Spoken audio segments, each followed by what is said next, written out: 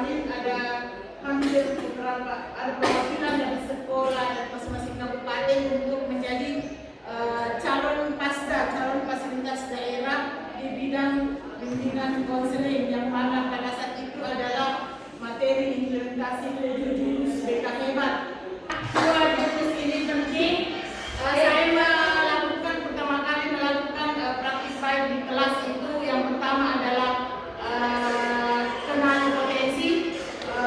Kenapa jurus ini paling pertama saya ambil dengan alasan dengan latar belakang bahwa banyak siswa kita yang belum mampu mengenali potensinya. Padahal sesungguhnya potensi itu ada sejak mereka ada bakat minat, sejak mereka dilahirkan, hanya mereka tidak tahu mengembangkannya seperti apa.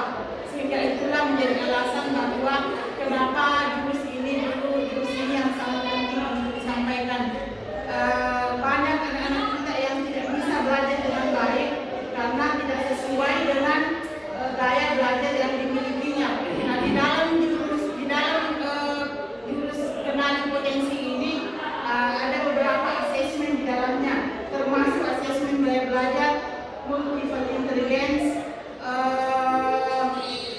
kecerdasan majemuk, dan ada beberapa lainnya. Kemudian asesmen gaya belajar tidak bisa buka di Aku Pintar. Iya, bisa dibuka di Aku Pintar.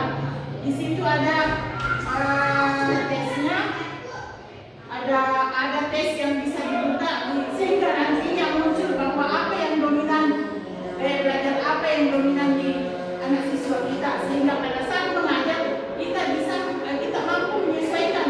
Oh, ini anak cocoknya di sini, dia suka belajar kalau auditori visual seperti itu. Jadi Bapak Ibu kalau tidak mau buktikan, bisa membuka di aplikasi Aku Pintar. Di aplikasi Aku Pintar di situ kita bisa menggunakan asesmen, beberapa asesmen bisa kita dapat, termasuk belajar dan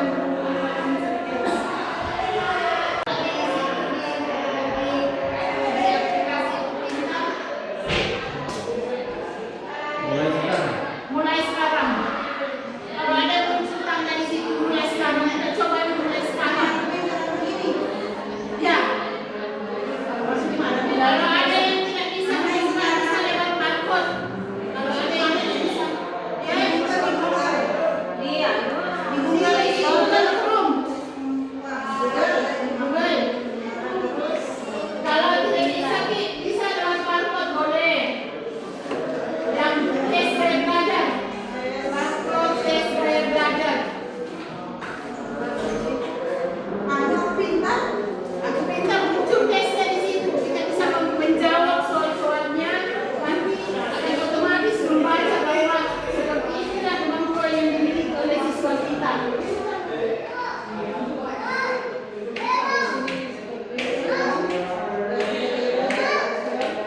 Gaya belajar.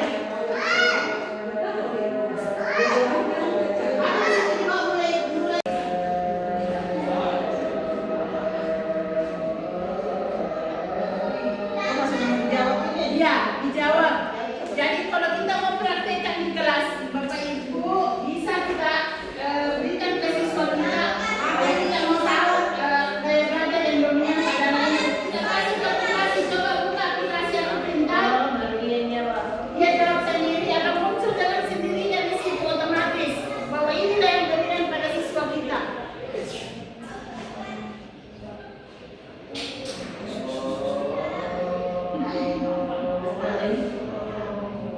Tidak banyak gayanya itu soalnya. Sama dengan tes kadir, kan tes kadir juga begitu. Kalau kita mau bisa kita teskan juga anak sendiri di rumah. Kalau kita mau seperti apa sebenarnya arahnya saya punya anak ini kalau mau kerja, di mana cocoknya, bisa tidak gunakan tes kadirku atau tes kemampuan Aku Pintar. Dan berbagai asesmen kita bisa gunakan. Ini kalau di bimbingan konseling ini masuk dalam alur aktivitas. Jadi aktivitas itu menggunakan asesmen untuk peserta atau murid kita. kita, peserta didik kita atau murid kita.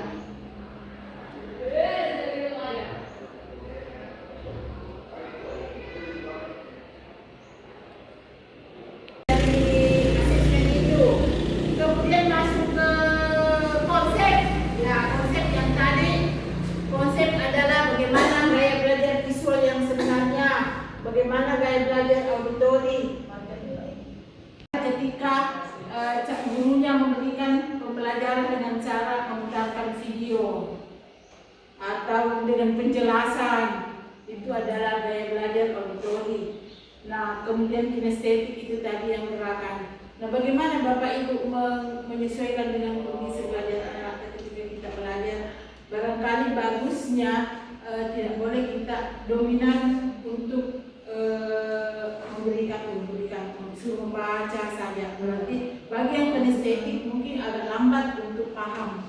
Nah, bagaimana caranya Bapak Ibu guru mata pelajaran untuk bisa memodifikasi bahwa ketiga gaya belajar ini bisa masuk sehingga anak-anak kita bisa cepat paham, karena tidak menutup kemungkinan bahwa anak itu hanya dominan di visual. Ada kalanya kombinasi seperti ibu ini, kombinasi antara kinestetik dengan visual, jadi lebih cepat memahami sesuatu ketika dia melihat dulu kemudian mempraktikkan langsung. Itu adalah gaya belajar kombinasi visual kinestetik. Ada orang yang betul-betul kinestetik saja, ada yang auditori saja. Jadi di sekian banyak siswa pasti ada yang berbeda-beda dan semuanya berbeda. Tidak menutup kemungkinan bahwa hanya satu yang auditori semua tidak, ada yang visual semua tidak. Kinestetik ini gaya belajarnya siswa yang saya ajar. Memberikan pemahaman ke siswa bahwa oh ini bagusnya saya kasih kelas begini, ada yang cepat. Ya, bagusnya cara ini saya kasih karena dia cuma paham kalau kinestetik, auditori dan visual.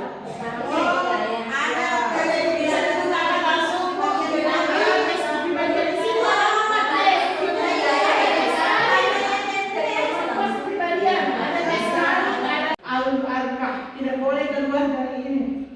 Ini adalah aturan pembuatan RPL di BK. Ini yang sering. Jadi kalau buat RPL tak harus mengacu ke alur angka.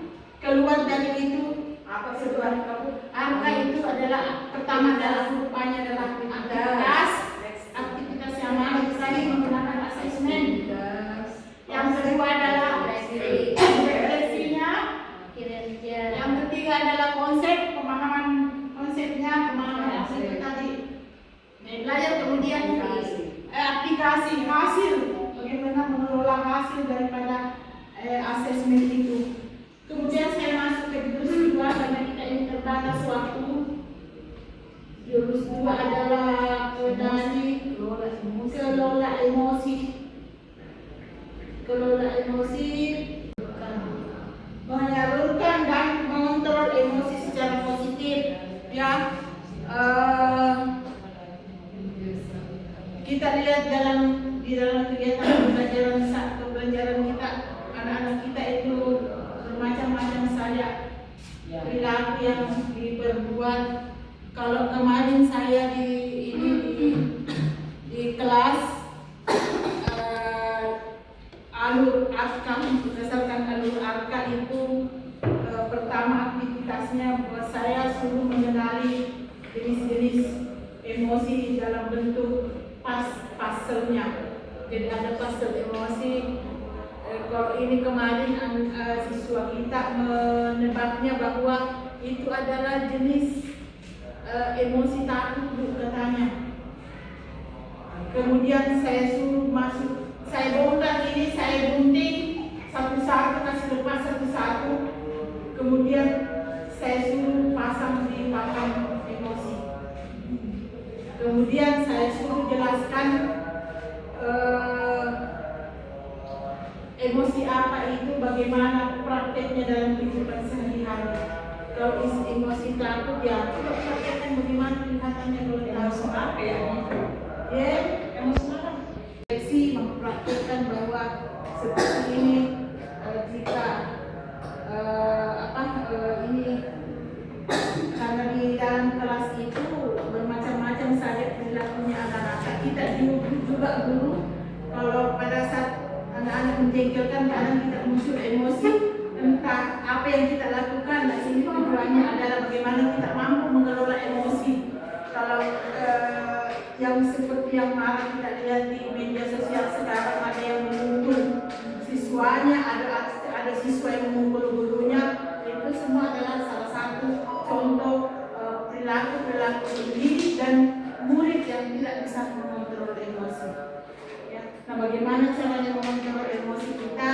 Ya, ada trik-trik tersendiri untuk mengenali itu, memahami supaya bisa mampu sebagai pendidik mampu mengendalikan emosi kita dan siswa